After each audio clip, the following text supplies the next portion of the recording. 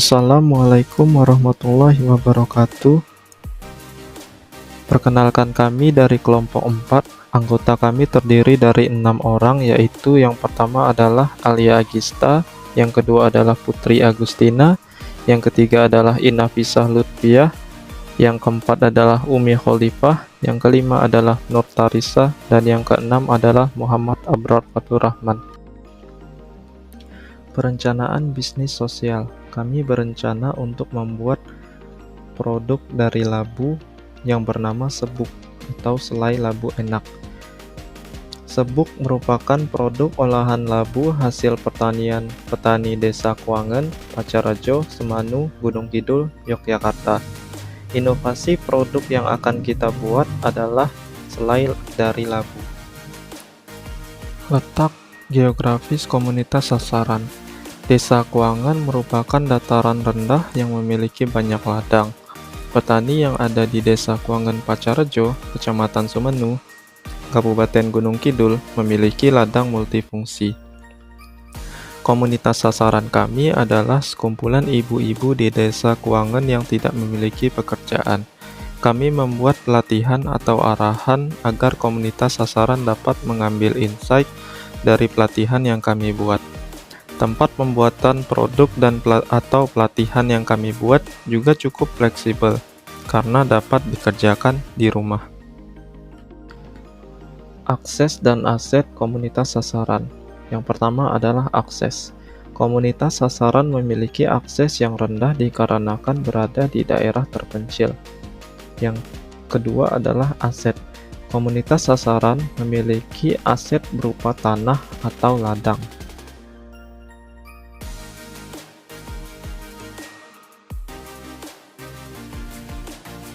Kami melakukan wawancara dengan komunitas sasaran terkait permasalahan yang dialami. Kami mewawancarai 5 orang narasumber, yaitu Ibu Endang, Ibu Suminem, Ibu Siwal, Ibu Tuwiem, dan Ibu Ngatemi. Wawancara dilakukan untuk mengetahui dan merumuskan permasalahan yang dialami komunitas sasaran.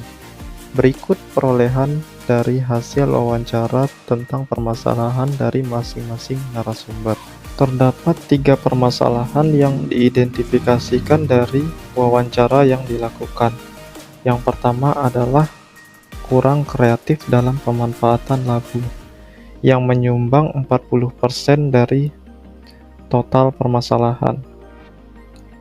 Yang kedua adalah pemasaran kurang strategis mengikuti zaman, yang menyumbang 40% dari total permasalahan. Yang ketiga adalah kurangnya keterampilan berwirausaha, yang menyumbang 20% dari total permasalahan. Kemudian kami membuat pohon masalah, di mana masalahnya bersumber pada buah labu yang terbuang secara percuma dan tidak menghasilkan uang, yang mengakibatkan kesejahteraan keluarga masyarakat desa setempat rendah. Masalah ini disebabkan oleh 2 faktor, yaitu yang pertama adalah kurang kreatif dalam pemanfaatan labu, yang kedua adalah pemasaran kurang strategis mengikuti zaman. Kurang kreatif dalam pemanfaatan labu sendiri disebabkan oleh belum mengetahui cara memanfaatkan buah labu. Kemudian yang kedua itu pemasaran kurang strategis mengikuti zaman disebabkan kurang mengetahui cara mengatur strategi pemasaran. Dari 2 faktor penyebab masalah utama yang kami identifikasikan melalui pohon masalah tadi, yakni kurang kreatif dalam pemanfaatan buah labu dan pemasaran kurang strategis mengikuti zaman, maka dari itu kami membuat pohon tujuan, di mana yang pertama melakukan pelatihan membuat produk dan kemasan selai labu, yang diharapkan agar pemanfaatan buah labu di Desa Kuangan menjadi produk berdaya jual tinggi. Kemudian melakukan pelatihan mengatur strategi pemasaran selai buah labu, agar pemasaran lebih mengikuti zaman. Dari pelatihan membuat produk dan kemasan selai labu dan pelatihan mengatur strategi pemasaran selai labu, diharapkan tujuan kami tercapai, yaitu pengoptimalan pemanfaatan buah labu sebagai produk ekonomi keluarga, yang mana sasaran kami agar pendapatan ekonomi keluarga Desa Kuangan meningkat.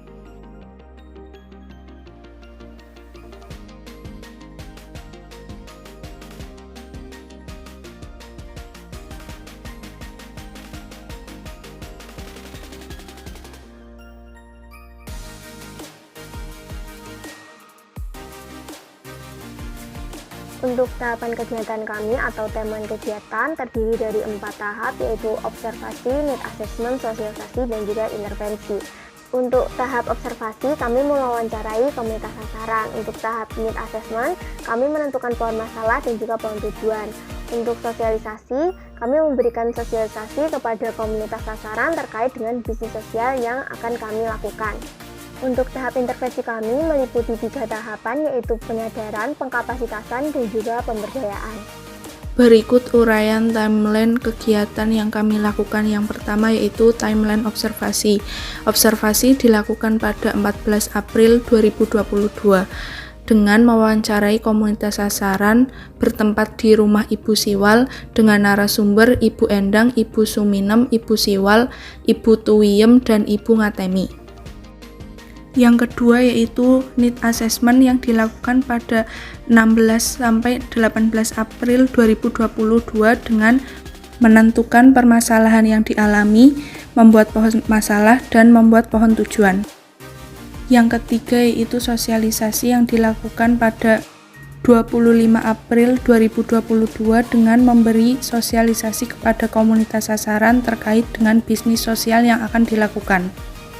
Pada tahap sosialisasi terdapat tahap penyadaran yang dilakukan pada 9 Mei 2022 dengan melakukan penyadaran kepada komunitas sasaran bahwa mereka memiliki potensi baik yang dapat dimanfaatkan dan memberikan pembekalan kepada komunitas sasaran untuk memiliki jiwa dan mental kewirausahaan bertempat di rumah kosong layak pakai dengan pemateri Alia Agista.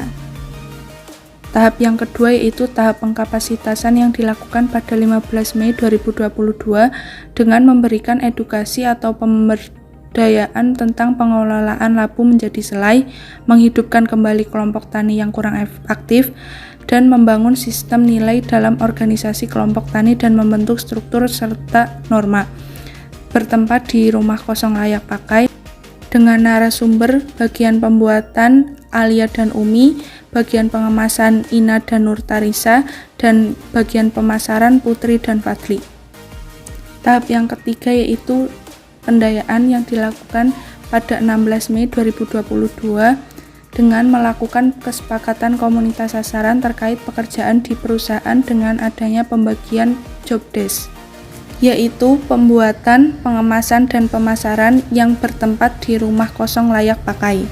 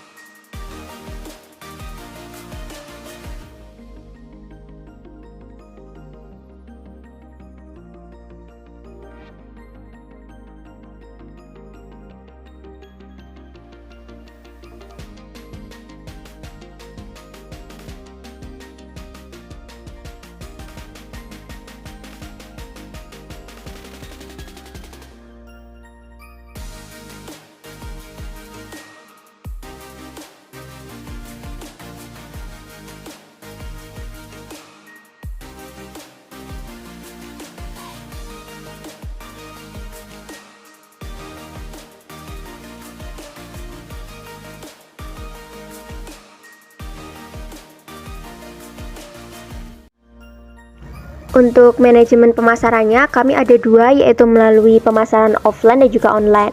Offline-nya yang pertama-tama, wirausaha sosial bersama komunitas sasaran akan menyebarkan informasi melalui mulut ke mulut ke beberapa masyarakat lain agar mengenal produk sebuk kami. Pemasaran secara offline ini juga kami lakukan dengan cara menitipkan ke warungnya Alia. Alasannya adalah karena warung Alia ini berada di tempat pariwisata yang menjadi pusat oleh-oleh pengunjung juga.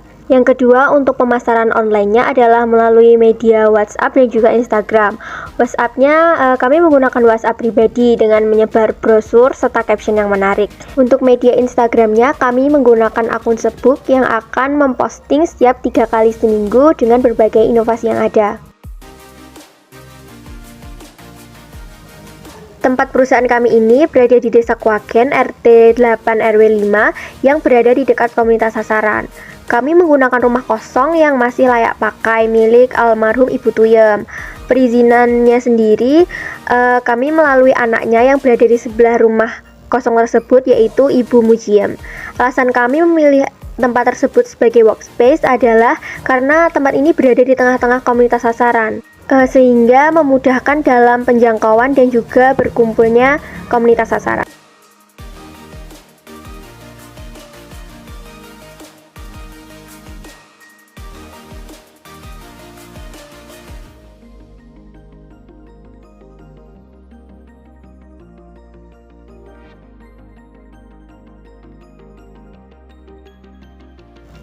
Untuk model bisnis sosialnya, kelompok kami menggunakan model bisnis sosial 1, yaitu model integratif, yang mana model ini menjadikan wirausaha sosial dan komunitas sasaran menjadi satu dengan menjalankan bisnis bersama. Wirausaha sosial yaitu kami berinvestasi berupa barang-barang packaging seperti jar besar, jar kecil, dan juga label, serta uang untuk bisnis sosial.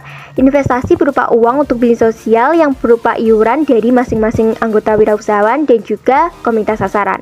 Komunitas sasaran menjadi pekerja dalam pembuatan selai labu dan terlibat langsung dalam kegiatan perekonomian. Untuk pemasaran produknya, wirausaha sosial dan juga komunitas sasaran berjalan bersama untuk memasarkan produk.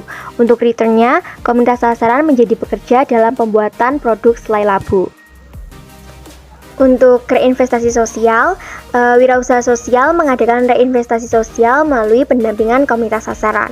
Pendampingan ini berupa program pelatihan pembuatan selai labu. Reinvestasi berupa program pelatihan ini akan dipandu oleh tiap anggota kami, yang masing-masing anggota sudah diberi tugas pendampingan. Nah, pelatihan ini dibagi menjadi 3 bagian, yaitu yang pertama, bagian pembuatan yang akan didampingi oleh Alia dan Umi, bagian pengemasan yang akan didampingi oleh Ina dan Nurtarisa, dan yang terakhir adalah pada bagian pemasaran yang akan didampingi oleh Putri dan juga Fadli.